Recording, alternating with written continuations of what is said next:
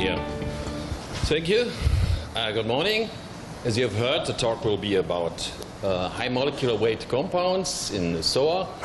Well, the motivation to investigate and understand high molecular weight compound formation is, first of all, of course, the influence on vapor pressure. Increasing molecular mass decrease the vapor pressure, and this is of interest especially to understand gas particle partitioning, and certainly has an influence on the aerosol mass that will be formed from the oxidation of VOCs, but also, as we just have heard, also low vapor pressure, high molecular weight compounds might be involved in the formation of new particles, actually in both the formation of initial clusters and, probably more important than, for the growth of these clusters. Well, molecular weight also has some other influences on the property of aerosols, but we'll come to the, let's say, the observations. Thomas was talking about the gas phase, about highly oxidized molecular species. What I'm doing here and what I'm showing are results, field measurements of the aerosol phase, so not looking at the particle phase, not the gas phase, but the particle phase. And this is one field result. I have to say there are several, I don't know, dozens of papers the last decade which investigated the formation of high molecular weight compounds, and especially the reactions that are considered here are oligomerization reactions happening in the gas or in the particle phase. And very often these observations of high molecular weight compounds have been made in biogenic systems, so as a consequence of the oxidation of biogenic VOCs. And while this example is also taken in a, let's say, biologically determined environment, it's a forested area in Germany, the Taunus Observatory, and the measurements are made with a CIMS, an aerosol mass spectrometer, using chemical ionization at atmospheric pressure. So the intensity versus M over Z. We expect these are molecular ions of the species in the particle phase of the organics. And you can see here, let's say, kind of bimodal distribution of the compounds. On the left side, let's say, the well-known oxidation products of biogenic VOCs formed in the gas phase by oxidation, first or even second generation products, but formed in the gas phase, and then condensed in the particle phase. But you see also a kind of second mode, higher molecular weight compounds, well, roughly between M over Z ratios between 140 and even going up to 500. Well, what is the idea where these high molecular weight compounds are formed? Well, in principle, two pathways actually exist. One is the VOCs, for example, biogenic VOCs released into the atmosphere, oxidized by ozone or H radicals. So the formation of certain radicals, we just heard from Carl about Kriege radicals, which are formed from, for example, monoterpenes, but there are also peroxy radicals formed here. And under certain conditions, they can actually react in the gas phase in forming the high molecular weight stuff in the gas phase, which are then finally condensing and going into the particle phase. The second possibility is actually the formation of the compounds in the condensed phase chemistry. So as a first step, again, oxidation of the VOCs, formation of some, let's say, first or second generation product in the gas phase with different functionalities, gas particle partitioning, uptake of these compounds in the particle phase, and then very often acid catalyzed reactions in the particle phase forming, for example, these compounds. Esters have been very often observed actually as oligomers in the particle phase, but also compounds like peroxyhemiacetals and so on. This is a session on the fundamentals of atmospheric chemistry. So today I would like to elaborate on a different, let's say, aspect of chemistry in the condensed phase. And that is the potential influence of pressure on these accretion reactions or oligomerization reactions. What do I mean with the influence of pressure? Everybody knows the Kelvin effect, and more or less the other side of this medal, so the increased vapor pressure of a curved curvature is increased pressure, the high pressure, this is so-called Laplace pressure inside these particles. This is the equation calculating the pressure difference between the inside and outside of spherical shape. This is a function, strong function, of course, of the surface tension, which is, let's say, the origin of the pressure inside, and of course also a function of the diameter. And what you need is actually, of course, a surface tension. And talking about organic aerosols, I just selected here two, let's say, surrogates for organic compounds where you actually can get the surface tension, like glycerol as well as an ester, and then calculate the pressure, the expected pressure inside these particles as a function of the diameter. And as you see, there will be extremely high pressures actually inside a particle. For example, a 10 nanometer particle, of course, an ultrafine small particle, but there with a surface tension of glycerol, you expect pressure of about 250 bar, and even with a lower surface tension of this ester, you get still something like 100 bar. Okay, there is certainly high pressure inside these ultrafine particles, and the question is, what does that do with the chemistry? So is there an influence of pressure on chemical reaction? And I'm talking about now about both K, so the reaction velocity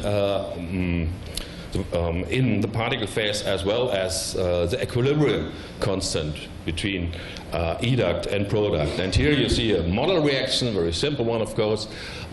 So let's say A plus B, two monomers might be going to an ester, might be an acid and an alcohol. These go to through a transition state and finally forming the products, in this case, for example, an ester. In order to estimate the influence of pressure from a thermodynamical point of view, what's interesting now is the volume, the volume change actually in this reaction. There are two parameters to be defined: the reaction volume, which is the difference between the volume of the reactants and the volumes of the products, and the activation volume, which is the difference between the molar volumes of the reactants and the transition state.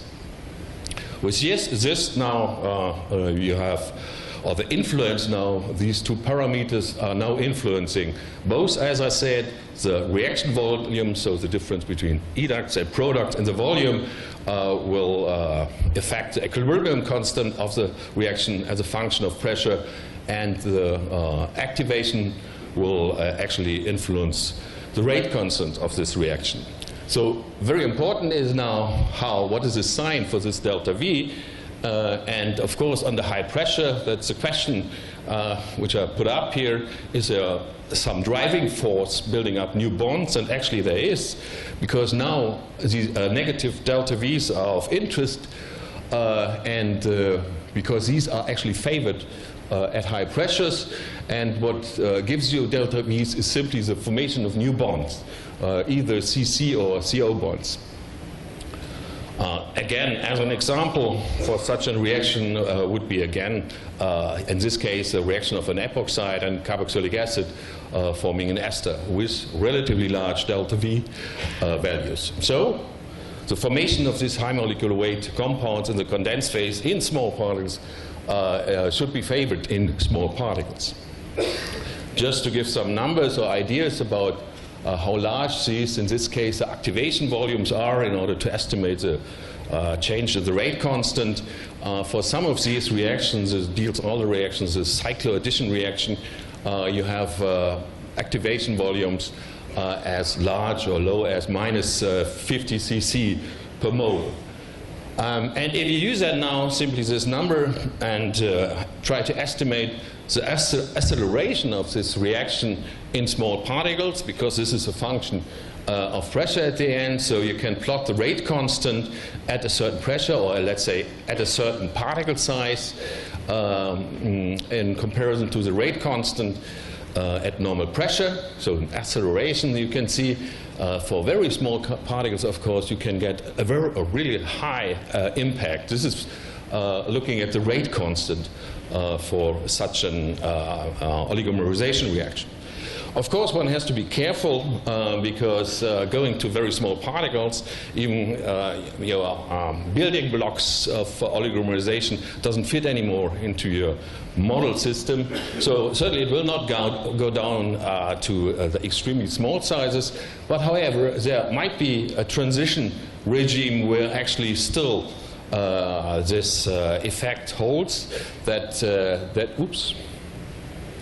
this effect of an accelerated formation takes place in smaller particles, and at least the reaction arrow going from smaller molecules to larger ones is pointing in the right direction here.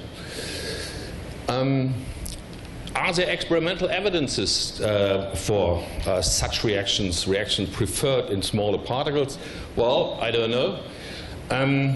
But what you see here is results of experiments we have done actually a couple of years ago already. So these are reaction chamber experiment using alpha-pinene, producing alpha-pinene SOA and introducing that into a DMA system. So a classifier looking on a certain window of particles actually far away from the really small particles. But anyway, here selecting 88 nanometer particles, and then introducing these particles into a CIMS aerosol mass spectrometer. And what you see here is intensity of, oligomerization product, the dimers. There's thick lines here, 2 dimers actually M/Z ratios, and the thin lines are for the respective expected monomer compounds. And what you see is what you in principle could translate, or just to explain the experiment, it's a nucleation is take place. If you start the reaction in the reaction chamber, so the aerosols will come from the very small size and then grow through the transfer function of the DMA finally into the larger sizes. So you can translate this time axis here on the x-axis also as a kind of size axis. So in the very beginning, you will look at the chemical composition of the smaller particles, and at the later time, the chemical composition of the larger ones. And in fact, looking at that picture here during earlier times, so focusing on the smaller particles, the relative contribution of the high molecular weight compounds is indeed larger than to later stages. I have to say, of course, there are other explanations for such an observation. For example, even if these compounds are formed in the gas phase, gas particle partitioning would also give something like that. So it's certainly not a proof, but it's nothing that speaks against such processes. So just as a thought experiment, and that's what it is, where would such pressure-accelerated oligomerization reaction would make a difference? Certainly not in the very beginning of particle formation, where, for example, highly oxidized material clusters with, for example, sulfuric acid. However, in the later stage, the growth actually of these particles to larger sizes, but if their particles are still small, these pressure-dependent bond-forming reactions, accretion reactions, actually might play a role. And the nice thing would be, at the end, this would actually accelerate the growth just of the very small particles. So they would be a preferred growth for the small particles in comparison to the larger ones, since, as I indicated, the reaction rate and equilibrium constant favor the chemistry just in the smaller particles. Or in other words, the condensing species prefer to go to the smaller particles. At the end, what you would get is an increase of the survival probability of these small particles. And that's sometimes actually needed. Jeff Pierce, for example, in a paper from 2011, they elaborated also a little bit on the idea that for some of these nucleation events, you actually need to prefer chemistry in the smaller particles in comparison to the larger ones, which are, let's say, a competitive sink for the condensing species. Well, conclusions.